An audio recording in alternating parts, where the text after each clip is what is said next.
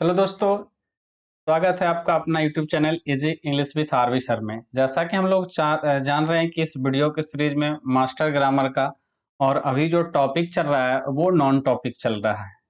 तो नॉन के इस वीडियो में हम लोग आज बात करेंगे मटेरियल नॉन का कि मटेरियल नॉन क्या होता है। मटेरियल नॉन का अर्थ होता है द्रव्यवाचक संज्ञा। ये बिल्कुल है, बहुत आसान है। हम लोग बचपन से इस चीज को पढ़ते आ रहे हैं, लेकिन कुछ फैक्ट्स आज जानेंगे, कुछ की फैक्ट्स जानेंगे जो अब तक शायद हम लोग नहीं जानते होंगे। तो इस वीडियो में अंत तक बने रहेंगे, वीडियो को स्किप करके ना देखें। यदि आप किसी भी कॉम्पिटिटिव एग्जामिनेशन की तैयारी कर रहे हैं और उसमें इंग्लिश बाधा बन रहा है, तो मेरा चैनल आपके लिए रामबाण साबित होगा। इसलिए चैनल को सब्सक्राइब भी करें और अपने दोस्तों के बीच में शेयर भी करें। वीडियो अच्छा लगे तो लाइक भी जरूर करें। पहले पूरा वीडियो देख लेना तब लाइक करना। तो मटेरियल नॉन की हम लोग बात करते हैं। मटेरियल नॉन का अर्थ क्या होता है? द्रव्यवाचक संज्ञा। जैसे देखिए, कुछ फिगर्स रियल लाइफ से हम लोग जोड़कर देखेंगे। जैसे फर्स्ट फिगर में देख रहे हैं कि मिल्क है, तो मिल्क क्या है? मिल्क एक मटेरियल नॉन है। मिल्क है जो क्या है? मटेरियल नॉन है, द्रव्यवाचक संज्ञा है। शुगर द्रव्यवाचक संज्ञा है। वाटर मक्खन द्रव्यवाचक संज्ञा है। साल्ट नमक द्रव्यवाचक संज्ञा है। राइस द्रव्यवाचक संज्ञा है। इसको पहले हम लोग समझेंगे कि द्रव्यवाचक संज्ञा क्या क्या है, उसके बाद इसका हम लोग डिफिनेशन पर भी जाते हैं। देखिए, गोल्ड, गोल्ड का मतलब हो गया सोना, सोना भी द्रव्यवाचक संज्ञा है। सैंड, सैंड बालू द्रव्यवाचक संज्ञा है। सीमेंट द्रव्यवाचक संज्ञा है। तो आखिर आपके मन में चल रहा होगा कि सर इतना कैसे एग्जाम्पल्स हम लोग याद रखेंगे?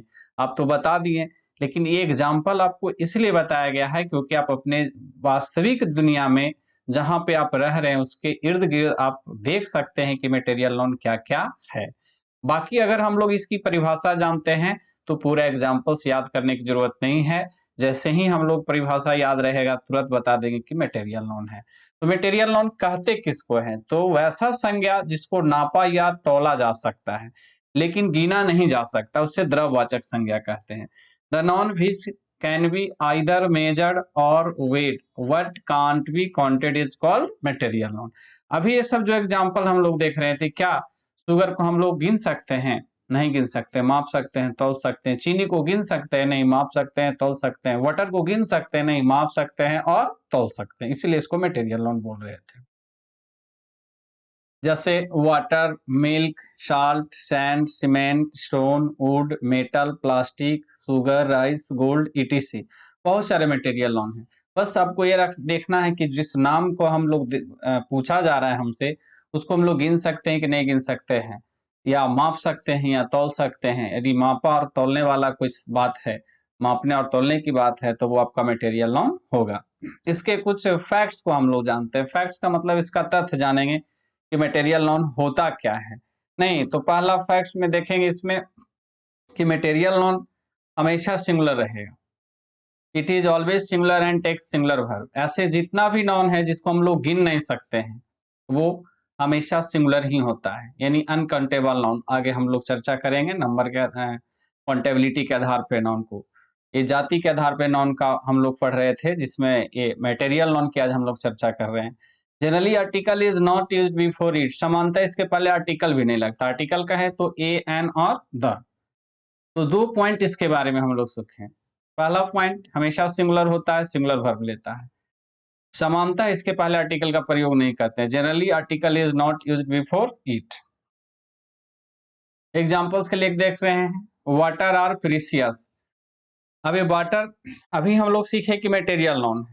कोई मटेरियल नॉन अगर है तो वो तो सिंगुलर होगा, तो वाटर के साथ आर नहीं लग सकता है। आर तो जो प्लूरल वर्ब हो गया, यानी इज रहता तो ये सेंटेंस सही हो सकता था। फिर आगे देखेंगे दूसरा sentence, the water is precious. ये भी गलत है क्योंकि वाटर के पहले आप आर्टिकल नहीं लगाना है। जनरली मतलब इसके पहले हम लोग आर्टिकल से बचते हैं, आर्टिकल नहीं लगाते हैं। फिर देखेंगे वाटर इज प्रीसियस।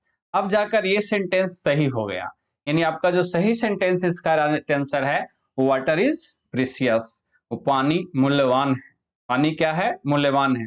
पहला में आर के चलते गलत हो गया, प्लूरल फॉर्म नहीं लगा सकते, सब्जेक्ट सिंगुलर है तब।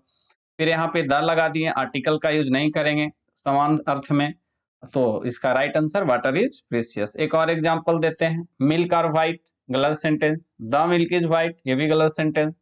मिल्क आर व्हाइट क्यों नहीं होगा? क्योंकि मिल्क अनकाउंटेबल नॉन है।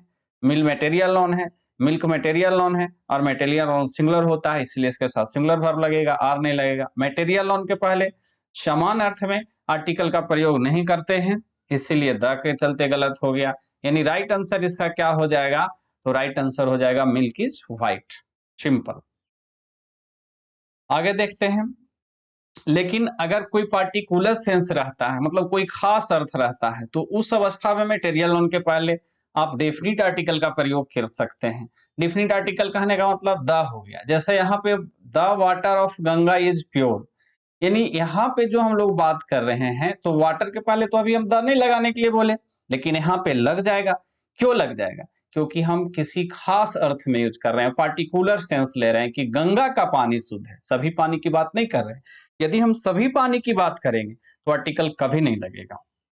The milk of this cow is sweet, इस गाय का जो दूध है वो मीठा है। यानी कि यहाँ पर जो मिल्क का प्रयोग हम कर रहे हैं किसी पार्टिकुलर गाय के लिए कर रहे हैं, सभी के लिए नहीं। जैसे उधर हम लोग किए थे ना, मिल्क इज व्हाइट, दूध उजला होता है, तो सभी गाय का दूध उजला होगा, सभी मतलब जो दूध होगा क्या होगा, उजला होगा। तो वहां पे सभी के लिए बात कर रहे थे, इसलिए द नहीं लगेगा, लेकिन यहाँ पे द लग जाएगा।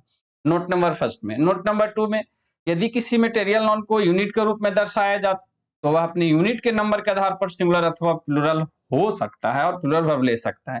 यानी हम लोग क्या बोले कि मटेरियल नॉन ऑलवेज सिंगुलर होता है, लेकिन अगर मटेरियल नॉन तो अनकाउंटेबल होता है, उसको काउंटेबल बनाया नहीं जा, काउंटेबल तो है नहीं, लेकिन किसी भी अनकाउंटेबल नॉन को आप काउंटेबल बना सकते हैं, बशर्ते उसके यूनिट मालूम होना चाहिए। एक पानी हम लोग नहीं बोल सकते, लेकिन एक गिलास पानी बोल सकते हैं। एक दूध नहीं बोल सकते, एक गिलास दूध बोल सकते हैं। एक लोटा दूध बोल सकते हैं, नहीं एक बोतल दूध बोल सकते हैं, 1 केजी दूध बोल सकते हैं। एक चावल नहीं बोल सकते, लेकिन 1 केजी चावल। तो किसी भी मटेरियल नॉन को या कहीं किसी भी अनकाउंटेबल नॉन को आप काउंटेबल बना सकते हैं। उसके लिए आपको क्या करना पड़ेगा, उसके यूनिट को जानना पड़ेगा, और जब उसके यूनिट के माध्यम से हम अगर दर्शाते हैं तो वो अपने नंबर के आधार पर सिंगुलर और प्लूरल दोनों हो सकता है। जैसे देखें, ए ग्लास ऑफ वाटर, यहाँ पे सब्जेक्ट मेरा ए ग्लास ऑफ वाटर है, इसीलिए वर्ब हैज लग गया सिंगुलर। वाटर से हमको कोई लेना देना नहीं है, यहाँ पे सब्जेक्ट ए ग्लास है जो उसका यूनिट है। अब देखिए 5 ग्लासेज ऑफ वाटर, तो फिर हैव लग गया। अब यहाँ पे 5 ग्लासेस से हमको मतलब था, वाटर से मतलब नहीं था। तो ऐसा नहीं बोलेंगे कि सर वाटर के साथ हैव लग गया, 5 ग्लासेज के चलते हैव लगा, ये ग्लास के चलते हैज लगा। यानी किसी मटेरियल नॉन को आप यूनिट के रूप में दर्शाएंगे तो वो अपने नंबर के आधार पर सिंगुलर अथवा प्लूरल वर्ब ले सकता है। अब देखिए कुछ और मटेरियल नॉन, एक ड्रेक्स है, मात्र मटेरियल नॉन है जो प्लूरल होता है। ड्रेक्स का मतलब क्या होता है, मैल, कूड़ा, कचरा। जैसे देखिए ईख का कूड़ा कचरा है, यहाँ पे चाय वाला है, देखिए यह भी चाय वाला है। तो इस सब को हम लोग अंग्रेजी में क्या बोलते हैं, ड्रेक्स बोलते हैं, याद रखिएगा क्या बोलते हैं, ड्रेक्स। या पानी के ऊपर जैसे हम लोग एक गिलास पानी रख दिए और 10 दिन के लिए उसको छोड़ देते हैं तो उसके ऊपर एक मैल धूल कम जम जाता है, उसको भी क्या कहते हैं, उसको भी कहते हैं ड्रेक्स।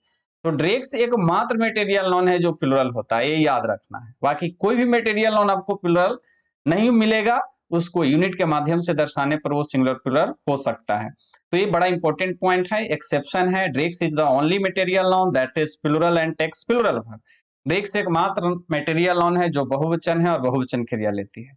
एक चीज और ध्यान रखना कि ड्रेक्स कोई वर्ड नहीं होता है, सॉरी यहाँ पे ड्रेग होना चाहिए, DREG, यहाँ पे क्या होना चाहिए, ड्रेग, मिस प्रिंट हो गया।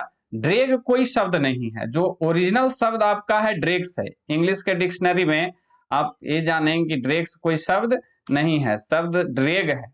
तो ड्रेग कोई वर्ड नहीं होता है, सही वर्ड ड्रेग्स होता है। और इसमें एरर कैसे पूछता है, ड्रेग लिख देगा एग्जाम में तो होता ही नहीं है, वो तो डिक्शनरी में कोई शब्द ही नहीं है।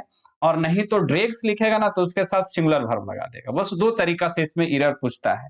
तो dreg is stinking aside the road in Patna, Patna में सड़क के किनारे जो कूड़ा कचरा है वो दुर्गंध देते रहता है। स्टिंक का मतलब होता है दुर्गंध देना, बदबू देना। अब इसमें गलती क्या हो गया, ये ड्रेग दिख दिया, ड्रेग तो कोई वर्ड है ही नहीं। फिर यहाँ देखिए ड्रेग्स इज लिखा है, ड्रेग्स तो है लेकिन ड्रेग्स के साथ इज नहीं लगेगा, गलत है। फिर यहाँ पर देखिए ड्रेग्स लिखा हुआ है, are stinking aside the road, यानी ये सेंटेंस बिल्कुल सही है। तो ये था आपका मटेरियल नॉन। आशा करते हैं आपको समझ में आया होगा। आप कमेंट करके जरूर बताएं वीडियो कैसा लगा। तो फिर मिलते हैं अगले वीडियो में, तब तक के लिए धन्यवाद। Thank you all of you.